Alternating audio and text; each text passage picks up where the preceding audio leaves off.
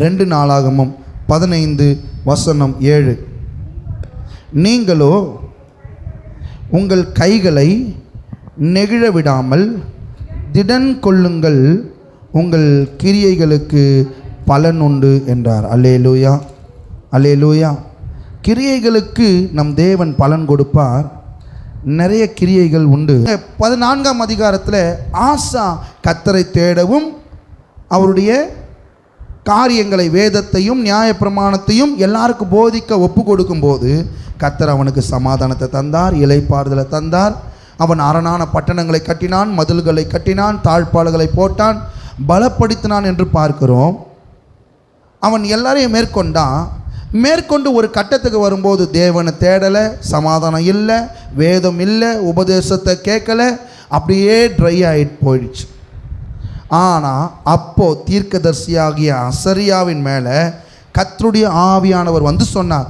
என்ன சொன்னார்? நீ கைகளை நெகிழ விடாமல் திடன் கொள், உன் கிரியைக்கு பலன் உண்டு. என்னங்க கிரியை அப்படின்னா, தேவனை தேடுறதுக்கு கிரியை செய்யின்னு சொன்னார்.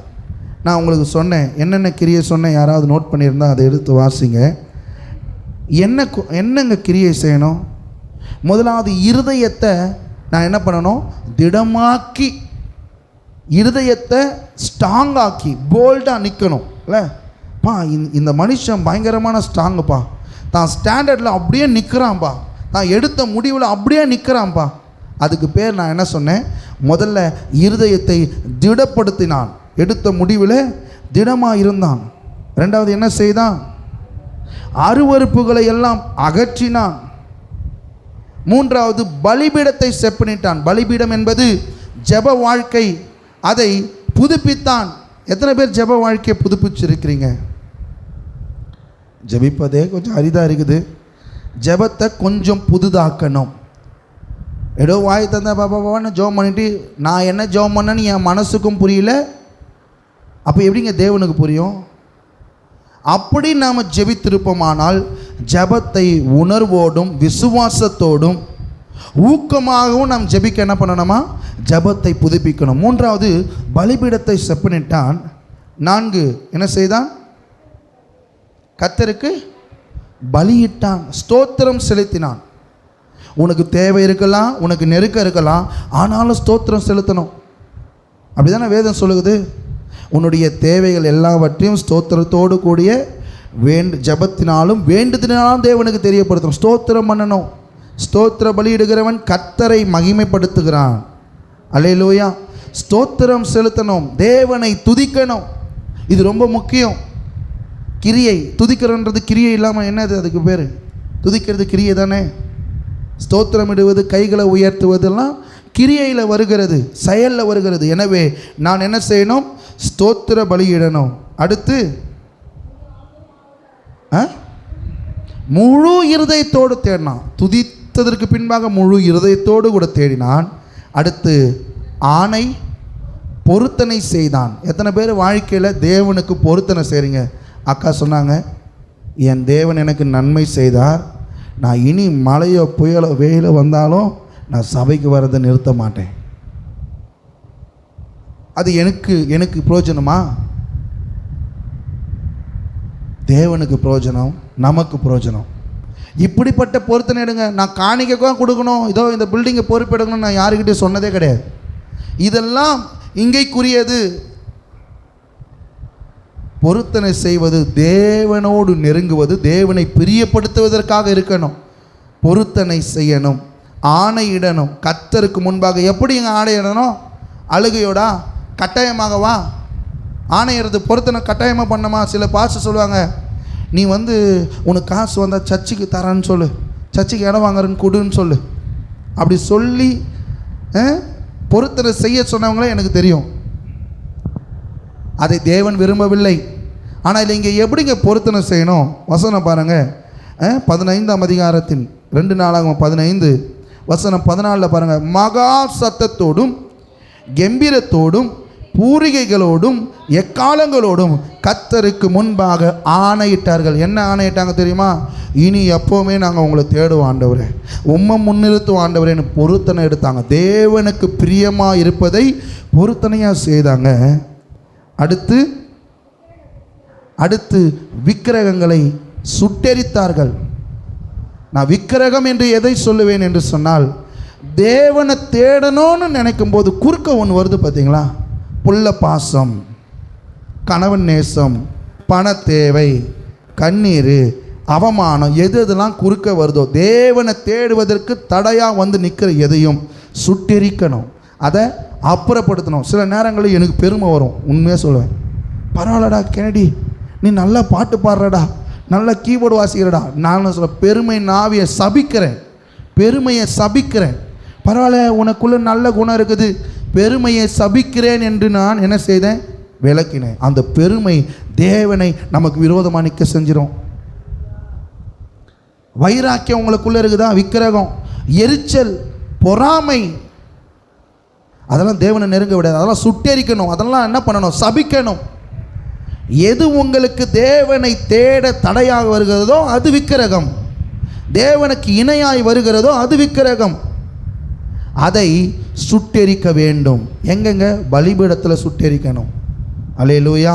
பாருங்க, இந்த கிரியை செய்யுங்க, உங்களுக்கு பலன் உண்டுன்னு சொல்கிறாரு. கர்த்தரை தேடுறதுக்கு இன்றைக்கி நிறைய பேருக்கு முயற்சி எடுப்பதே இல்லை. நான் ரொம்ப போராடுறேன், உங்களுக்கு தெரியுதோ தெரியல, நான் ரொம்ப போராடுறேன், ஊழியத்தை நடத்துவதற்கு, ஜெபிப்பதற்கு, உங்களெல்லாம் கூட்டி சேர்ப்பதற்கு போராடுறேன். ஆனால் போராட்டம் நமக்கு தேவை. இதுக்கு பேர் தான் கிரியை. போராடாமல் கிடைக்கிற எதுவும் டக்குன்னு போயிடும். ஆனால் போராடி நீங்கள் ஜெயிச்சு பாருங்கள், அடுத்த முறையை நீங்கள் தான் ஜெயிப்பீங்க. அல்லேலூயா. சில பேர் பாருங்கள், பணம் கொடுத்து எக்ஸாமில் பாஸ் பண்ணுவாங்க, திடீர்னு மாட்டை வச்சு வேறு எக்ஸாம் வச்சா தோற்று போயிடுவான். அப்படி தானே? ஆனால் நீங்கள் கடினப்பட்டு போராடி ஜெயிச்சு பாருங்கள், இந்த ஆட்டம் கல்லாட்டம்னு சொல்லி உங்களை தடுத்தா கூட திரும்பவும் நீங்கள் தான் ஜெயிப்பீங்க. நம்முடைய இந்தியாவில் ஈட்டி எறிகிற போட்டி, அவர் பேர் எனக்கு தெரியல, ஈட்டி எறிகிற போட்டிக்கு போனார். அவரை மாத்திரம் டிஸ்குவாலிஃபை பண்ணிகிட்டே இருக்கிறாங்க. ஃபஸ்ட்டு எறிகிறாரு, இல்லை நீ ஃபஸ்ட்லேருந்து என்ன பண்ணு, அம்பு எயின்னு. அவனை திரும்பி அவனை பண்ண வச்சாங்க. கடைசியிலும் அவன் தான் ஜெயித்தான். போராடி நாம் செய்யும்போது தான், போராடி தேவனை நெருங்கும் போது தான் திரும்பி கீழே விழுந்தாலும் திருப்பி எழும்பி போராடி இயேசுவை சேர முடியும். போராடாமல் தேவனை சேர முடியாது. விசுவாசிக்கிறேன், ஆண்டவர் என்கிட்ட வந்துட்டார், வருவார், ரட்சிப்பார், எல்லாம் நடக்கும். ஆனால் நான் எங்கேயோ ஒரு இடத்துல இழந்து போவேன்.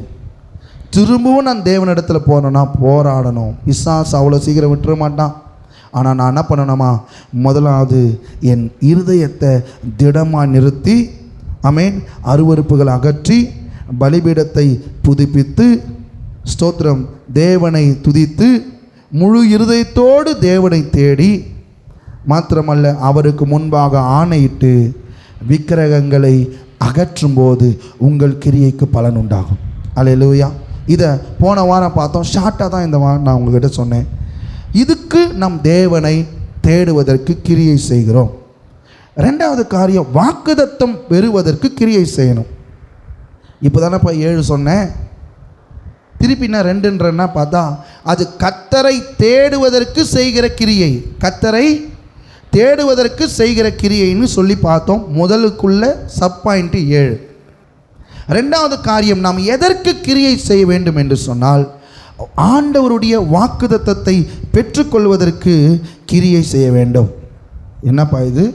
வாக்குத்தத்தத்தை பெற்றுக்கொள்ள என்னங்க கிரியை செய்யணும்? ஆதியாகமம் புஸ்தகம் 26 வசனம் 2 நம்ம வாசிப்போம்.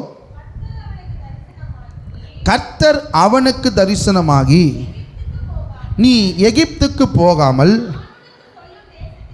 நான் உனக்கு சொல்லும் தேசத்திலே குடியிரு அப்படின்னார். ஏன் அப்படி குடியிருக்க சொன்னார் தெரியுமா? நீ தேவனோடு இருப்பதற்கு இருதயத்தை திடப்படுத்தி, அருவருப்புகளை அகற்றி, பலிபீடத்தை புதுப்பிட்டு, தேவனை ஸ்தோத்திரம் படுத்தி, அவரை முழு இருதயத்தோடு தேடி, ஆணையிட்டு, விக்கிரகங்களை அகற்றி தேவனோடு நெருங்கிவிட்டாய். என்ன பண்ணிட்டேன்? ஆண்டவர் 2 நாளாகமம் 15:2 சொல்கிறாரு, நீ தேவனோடு இருந்தால் அவர் உங்களோடு இருப்பார், நீர் அவரை தேடினால் அவர் உங்களுக்கு வெளிப்படுவார் என்று சொன்னார். இவன் என்ன செய்தான்? தேவனை தேடினான். கர்த்தர் அவனோடு இருக்கிறதை இஸ்ரவேல் ஜனங்கள் கண்டார்கள் என்று சொல்லப்படுகிறது.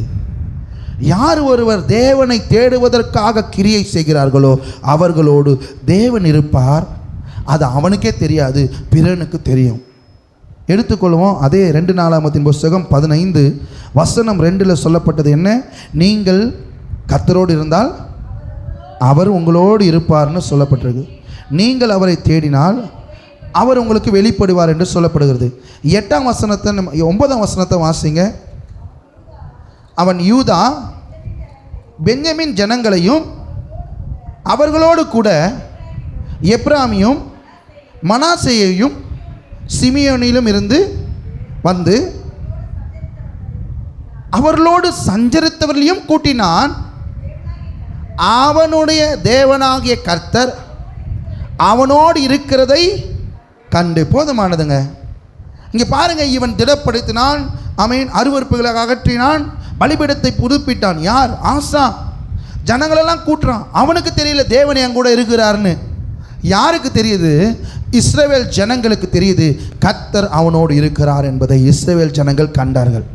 நீங்கள் ஜெபித்து கொண்டே இருங்க, நீங்கள் மனதை திடமாக வச்சு கொண்டே இருங்க, நீங்கள் ஜெபத்தை ஸ்ட்ராங் பண்ணி கொண்டே இருங்க, தேவனை ஸ்தோத்திரம் பண்ணி கொண்டே இருங்க, ஆணையிட்டு கொண்டே இருங்க, விக்கிரகங்களை அருவப்பிறகளை அகற்றி கொண்டே இருங்க.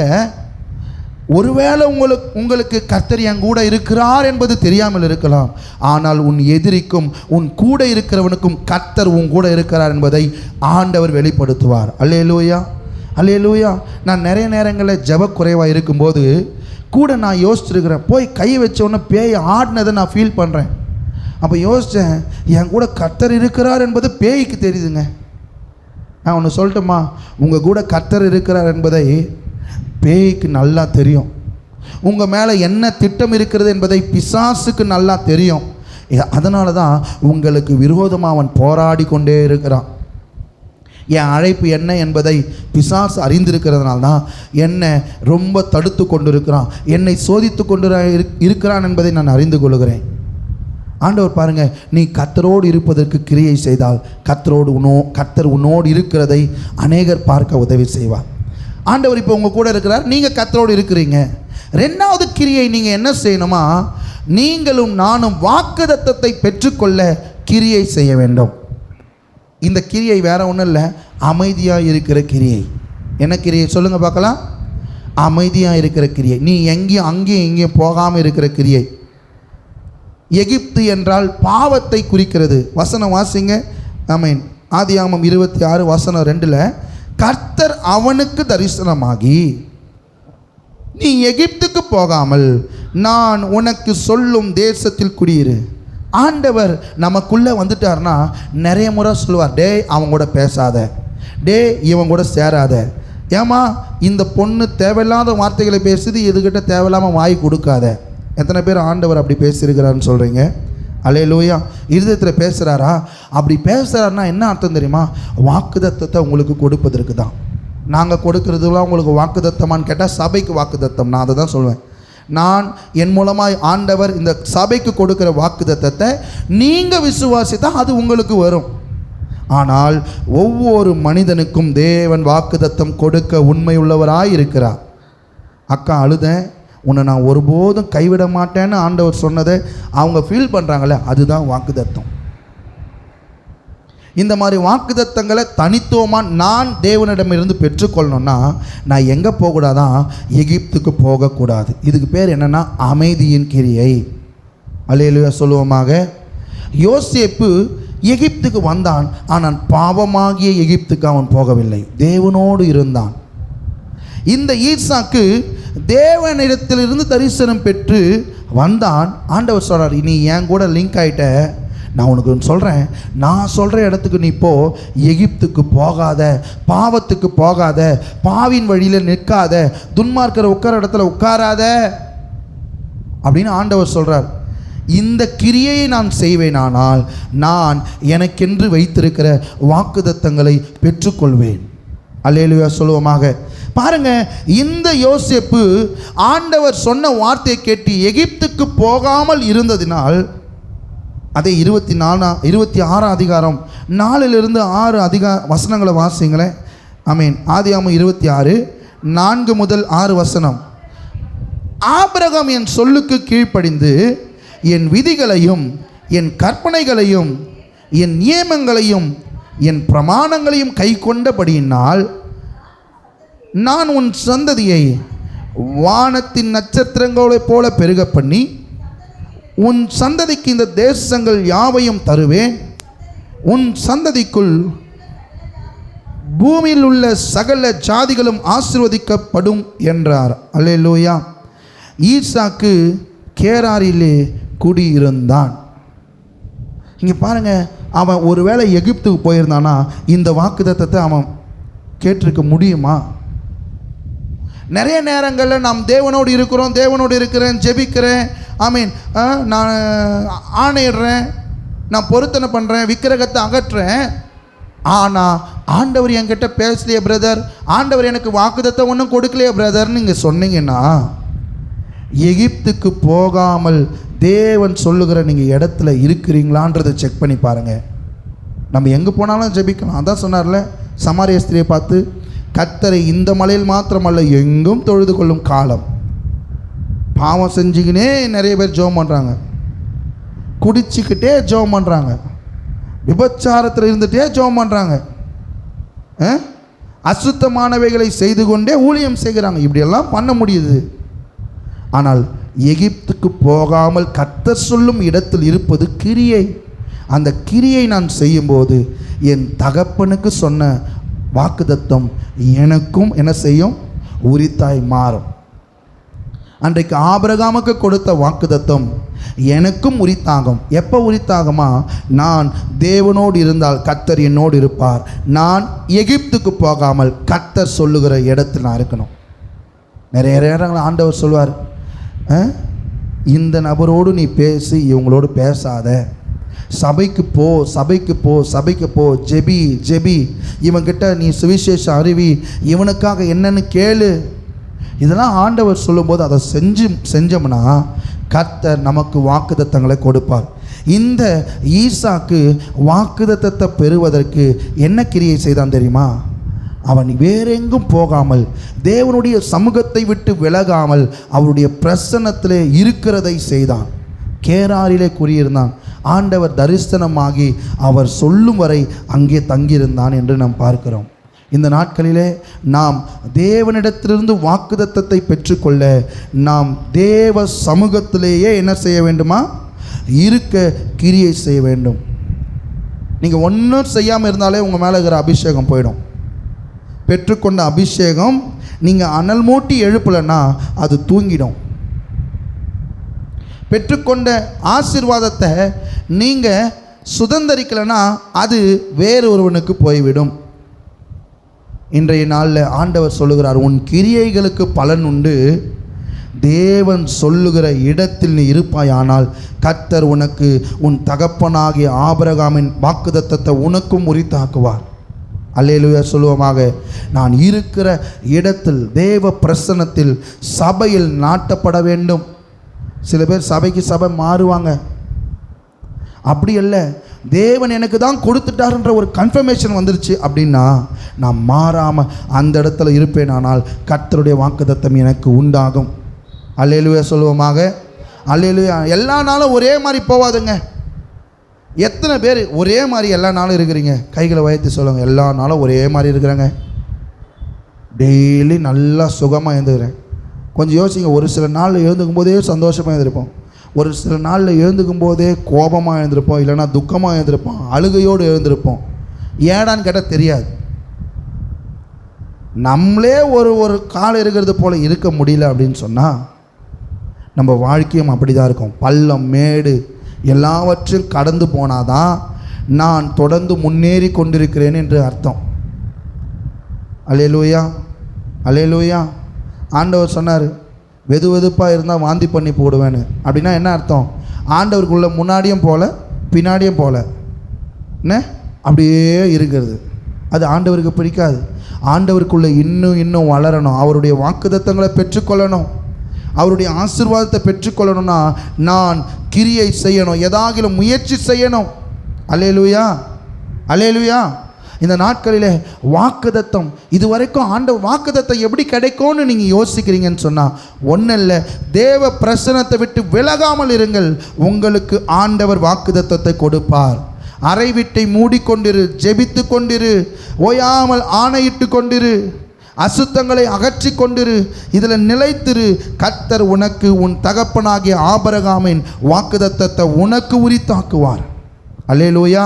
இன்றைக்கு அதை பெற்றுக்கொள்ள வேண்டும் என்று சொன்னால் நான் அவருடைய பிரசன்னத்திலேயே ஸ்டில் நான் இருக்கணும். அல்லேலூயா. நீ தேவனோடு இருந்தால் கர்த்தர் உன்னோடு இருப்பார். நீ தேவ சமூகத்தில் இருந்தால் உனக்கு அவர் வாக்குத்தத்தங்களை தருவார். ஆமென். அல்லேலூயா. இந்த ஈசாக்கு தேவன் தரிசனமான இடத்திலேயே இருந்தான்.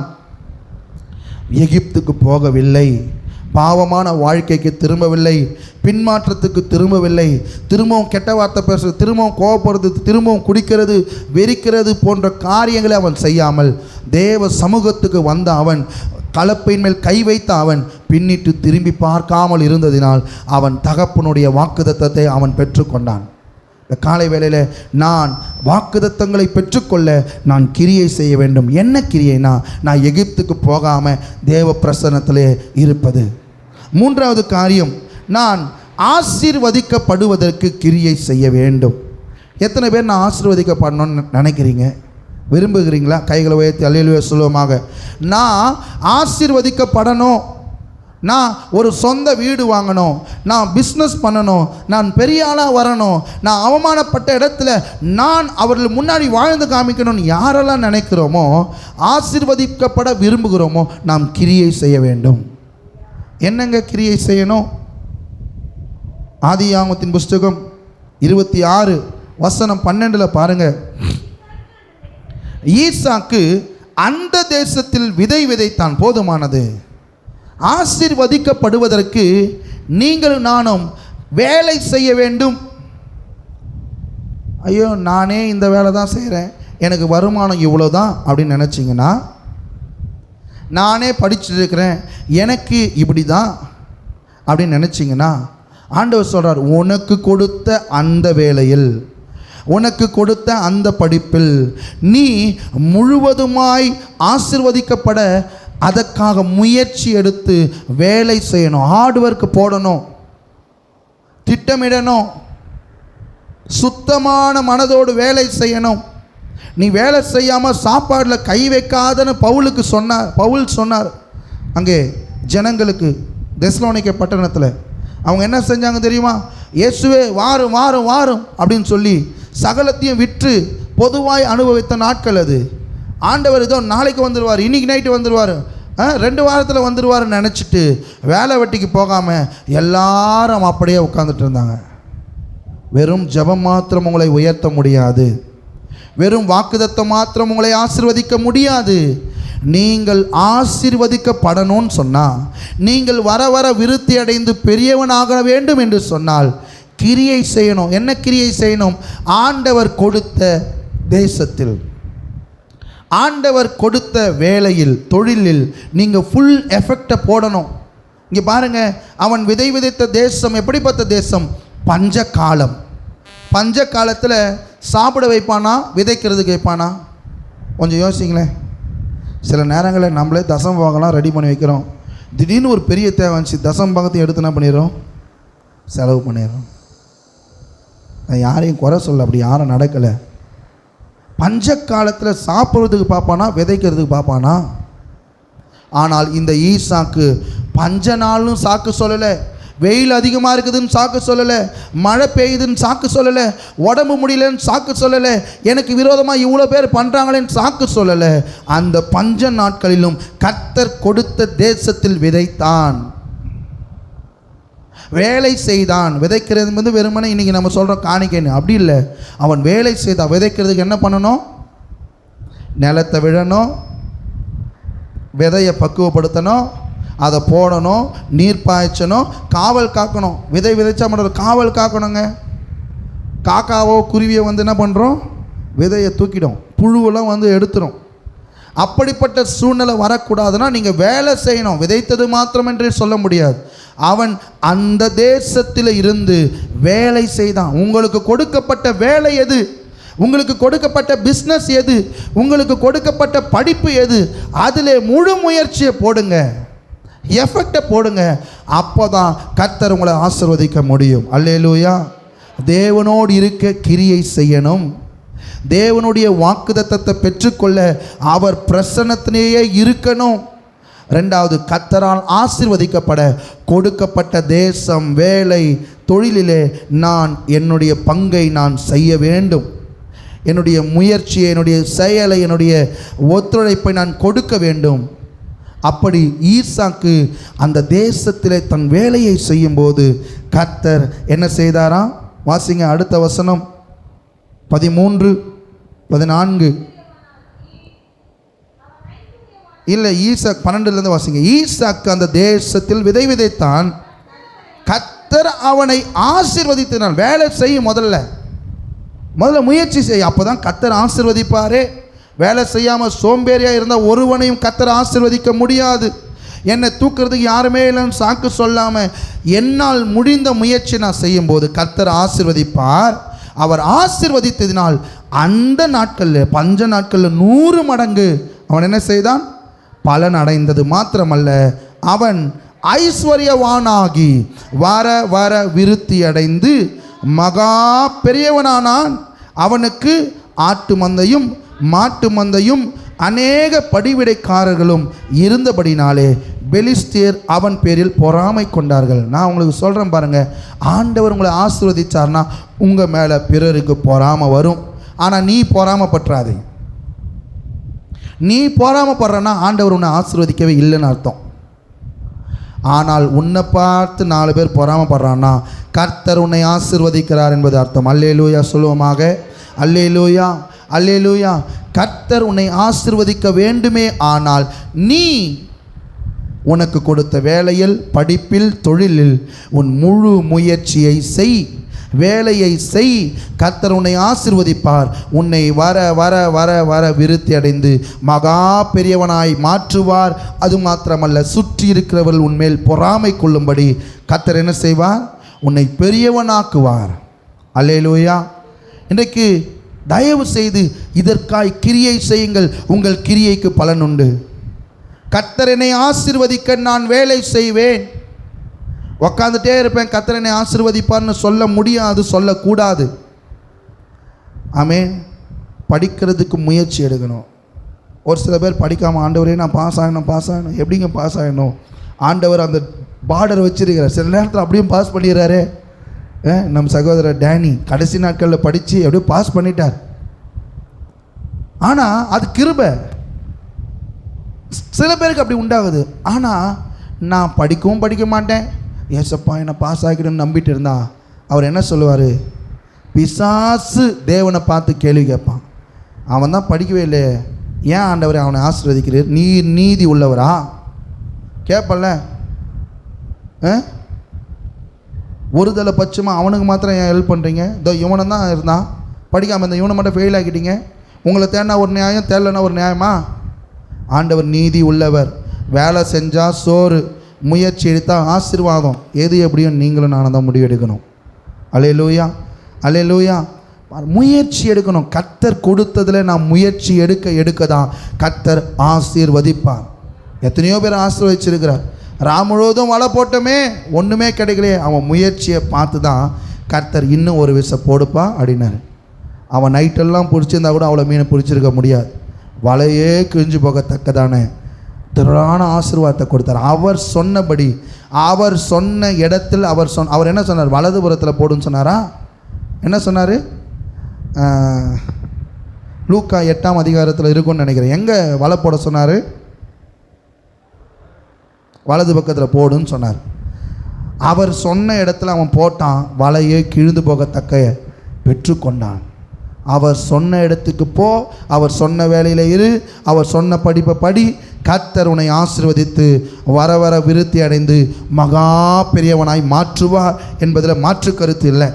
அப்போது நான் தேவனோடு இருக்க கிரியை செய்யும்போது கர்த்தர் என்னோடு இருப்பார். நான் வாக்குத்தத்தம் பெற்றுக்கொள்ள தேவ பிரசன்னத்திலேயே இருந்து எகிப்துக்கு போகாமல் இருக்கும்போது என் தகப்பனின் வாக்குத்தத்தத்தை எனக்கு தருவார். நான் தேவன் என்னை ஆசீர்வதிக்கும்படி நான் கிரியை செய்யும்போது கர்த்தர் என்னை ஆசீர்வதித்து ஐஸ்வர்யவானாய் மாற்றி வர வர விருத்தி அடைந்து பெரியவனாய் மாற்றுவார். எத்தனை பேர் விசுவாசிக்கிறீங்க? வீணா போவதில் உங்கள் கிரியைகளுக்கு பலன் உண்டு. இந்த கிரியை செய்யுங்க பார்க்கலாம். அடுத்தவனை பார்த்து இன்னும் பொறாமைப்படுறீங்கன்னு சொன்னால் கர்த்தர் உங்களை ஆசீர்வதிக்கவில்லை. கர்த்தர் உங்களை ஆசீர்வதிக்கும்படி நீங்களும் நானும் வேலை செய்யவில்லை என்பது தான் அர்த்தம். யாரையும் பார்த்து பொறாமைப்படக்கூடாது, பொறாமைப்படக்கூடாது. உங்களை பார்த்து யாருன்னா பொறாமைப்படுறேன்னா நீங்கள் ஏற்றுக்கொள்ள வேண்டும். உங்கள் நகையை பார்த்து, உங்கள் உடையை பார்த்து, உங்கள் அழகை பார்த்து, உங்கள் வீட்டை பார்த்து, உங்களுடைய பலனை அக்கா நிறைய சொல்லுவாங்க, நீ இவ்வளோ ஸ்ட்ராங்காக இருக்கிறேன், நாங்களாம் உட்காந்து அழுதுட்டுருக்க, நீ அழுவே மாற்றியே. அந்த மாதிரி பொறாமைப்படுறாங்கன்னா அது நல்லதுன்ற நான். உனக்கு மாத்திரம் கர்த்தரெல்லாம் வாய்க்க செய்கிறாரே அப்படின்னு பொறாமைப்பட்டால் நல்லதுன்னு நான் சொல்கிறேன். ஆனால் நீங்களும் நானும் பொறாமைப்படக்கூடாது. தேவன் என்னை ஆசீர்வதிக்க நான் கிரியை செய்து கொண்டே இருக்கணும். அது பஞ்ச நாளாக இருந்தாலும் சரி, அது குறைவின் நாளாக இருந்தாலும் சரி, அது மழைக்காலமாக இருந்தாலும் சரி, கிடைக்கிறது எதுவோ அதை முழு பலத்தோடு செய், மீதியை கர்த்தர் பார்த்துக்கொள்வார். அல்லேலூயா. முதலாவது பார்த்தோம், தேவனோடு இருக்க கிரியை செய்யும்போது தேவன் என்னோடு இருக்கிறார். வாக்குதத்தம் பெற நான் தேவ பிரசன்னத்தில் இருக்கும்போது தேவன் எனக்கு வாக்குதத்தம் கொடுக்கிறார். கர்த்தரனை ஆசீர்வதிக்கும்படி நான் வேலை செய்யும்போது கர்த்தரனை ஆசீர்வதிக்கிறார். அல்லேலூயா. நான்காவது, நான் பலுகி பெருக நான் என்ன செய்ய வேண்டும்? கிரியை செய்ய வேண்டும். சொல்லுங்க பார்க்கலாம். பலுகி பெருக. பலுகி பெருக நான் கிரியை செய்ய. பலுகி பெருகனா என்னங்க? பலுகி பெருகனா என்னங்க? இப்போ 3 பேராக இருக்கிறோம், நம்ம ஒரு 15 பேர் இருக்கிறோம். இது அப்படியே 40, 50, 60, 60 பேர் என்னது? பலுகி பெருகுவது. அல்லேலூயா. என் பணம் 10,000 இருக்குது, அப்படியே பெருகி பெருகி லட்சங்களை தொடுவது பலுகி பெருகுவது. ஒரு சொந்த வீடு இல்லாமல் வாடகையில் இருக்கிறேன், சொந்த வீடு 1, 2ன்னு மாறுவது பலுகி பெருகுவது. நான் பலுகி பெருகுவதற்கு, இடங்கொள்ளாமல் பெருகுவதற்கு நான் கிரியை செய்யணும். என்ன கிரியை செய்யணுமா?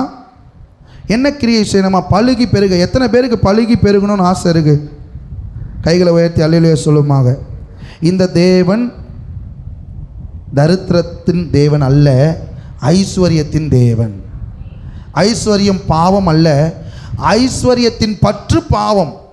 சொல்லுங்க பார்க்கலாம். ஐஸ்வர்யம் பாவம் அல்ல, ஐஸ்வர்யத்தின் மேல் இருக்கிற பற்று பாவம். தேவனை தேடாம, தேவனுக்குள் ஐஸ்வர்யம் இல்லாமல் பணத்தின் மேலே ஐஸ்வர்யத்தின் பின்னாடியே போயிட்டு இருக்கிறேன், எப்பவுமே பணத்தை யோசித்துருக்கேன்னா அது பாவம். அந்த சிந்தை உள்ளவன் தான் பரலோகத்துக்கு போக மாட்டான். ஆனால் தேவனிடத்தில் ஐஸ்வர்யம் உள்ளவன், தேவனுக்காக ஐஸ்வர்யத்தை பெற்று தேவ ஊழியத்திற்காக கொடுக்கிறவன் பாவமானவன் அல்ல, அவன் தேவனால் ஆசீர்வதிக்கப்பட்டவன். பலுகி பெருகுவதற்கு நான் என்ன செய்யணுமா? கிரியை செய்யணும். என்னங்க கிரியை செய்யணும்? ஆதியாகமம் 26, 15 22 வரைக்கும் ஒரு சம்பவம் இருக்கிறது. 15 முதல் 22. அவன் தகப்பனாகிய ஆபிரகாமின் நாட்களில் அவனுடைய வேலைக்காரர்கள் வெட்டின துறவுகள் எல்லாம் தூர்த்து மண்ணினாலே நிரப்பப்பட. யார் தெரியுமாங்க? பொறாமைனாலே பெலிஸ்தியர் பொறாமை கொண்டு அவன் தகப்பனுடைய துறவை தூர்த்து போட்டார்கள் என்று வேதம் சொல்லுகிறது. தகப்பனுடைய துறவு.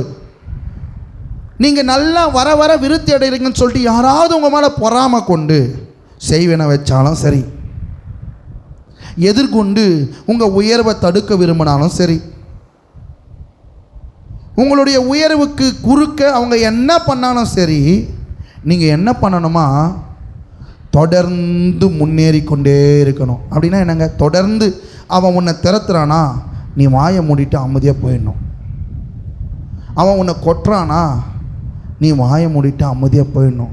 அவன் உன்னை குறை சொல்கிறானா, நீ அவனுக்கு விரோதமாக வாக்குத்தத்தம் பண்ணாத, வாக்குவாதம் பண்ணாத. வாக்குத்தத்தம் அல்ல, வாக்குவாதம் பண்ணாத. அவன் உன்னை அடிக்கிறானா, நீ மறுக்கண்ணத்தையும் காண்பி அவனை அடிக்காத. அல்லேலூயா. நாம் எதிர்த்து நிற்கும் போது நாம் பலுகி பெருகுவதை இழந்து போகிறோம். இந்த காலை வேளையில் கர்த்தர் தீர்க்க தரிசனமாய் நம்மோடு கூட பேசுகிறார். நீ பலுகி பெருக கர்த்தர் விரும்புகிறார். நீ ஒருபோதும் என்ன பண்ணுறாத, தடை வருது, அவன் வரான் இவன் வரான்னு சொல்லி உன்னுடைய சுயாதீனத்தை காண்பித்துறாத, உன் கோபத்தை வெளிப்படுத்துறாத, நீயும் அவனுக்கு ஈக்குவலாக போய் சண்டை போட்டுறாத, நீ அவனை மாதிரி கெட்ட வார்த்தை பேசாத, அவன் உனக்கு சூனியம் வச்சா நீயும் நான் சூனியம் வைக்கிறேன்னு பண்ணாத. அப்படி பண்ணாமல் நீ அந்த இடத்த விட்டு வேறு இடத்துக்கு வந்து தொடர்ந்து வேலையை செய்து கொண்டே இருப்பாயானால் கர்த்தர் உன்னை பழுகி பெருக செய்வார். முதலாவது பாருங்கள், பொறாமை கொண்டு அவனுடைய துறவை துர்த்து போட்டார்கள். ஆனால் என்ன செய்கிறான், அந்த துறவையெல்லாம் துர்த்து போட்டார்கள். அமலேக்கு ஈசாக்கை நோக்கி, நீ எங்களை விட்டு போய்விடும், எங்களை பார்க்கலும் நீ பலத்தவனானாய் என்று சொன்னார். ஆமென். தூர்த்து போட்ட துறவை என்ன செய்கிறான், திரும்ப வெட்டுறான். எங்கே வெட்டுறான் பாருங்கள், 18ஆம் வசனம். தன் தகப்பனாகிய ஆபிரகாமின் நாட்களில் வெட்டினவைகளும் ஆபிரகாம் மரித்த பின் பெலிஸ்தியர் தூர்த்து போட்டவைகளுமான துறவுகளை மறுபடியும் தோண்டினான். அல்லேலூயா, அல்லேலூயா. உங்கள் கையிலிருந்து பறிக்கப்பட்ட வேலையாக இருக்கட்டும், உங்களுக்கு விரோதமாக எழும்பி பேசப்பட்ட காரியமாக இருக்கட்டும், உங்கள் பேலன் இருக்கிற வரைக்கும் அதை திரும்ப என்ன செய்யுங்க. டீப்ரமோட் ஆனாலும் சோர்ந்து போகாமல் நீங்கள் உங்கள் வேலையை செய்யுங்க. கர்த்தர் உங்களை பழுகி பெருக செய்வார். பாருங்கள், முதலாவது அங்கே துருத்து போட்டாங்க. இவன் என்ன செய்கிறான், ஆபிரகாம் போய் அந்த துறவுகளை எல்லாம் திரும்ப நோண்டுகிறான், திரும்ப தோண்டுகிறதை நாம் பார்க்கலாம். ஆமென். இப்போது அதை தோண்டின உடனே என்ன பண்ணுறாங்க, ஈசாக்கினுடைய வேலைக்காரர்கள் பள்ளத்தாக்கிலே வெட்டி 19ஆம் வசனம், அங்கே சுரக்கும் நீரூற்றை கண்டார்கள். கேராரூர் மேய்ப்பர்கள் இந்த தண்ணீர் எங்களுடையது என்று சொல்லி அங்கே வந்து வாக்குவாதம் பண்ணுறாங்க. கேராரூர் மக்கள் வந்து வாக்குவாதம் செய்யும்போது அதை அப்படியே ஏசேக்குன்னு பேரை வச்சுட்டு என்ன பண்ணுறாராம், கிளம்பி வேறு இடத்துக்கு வரார்.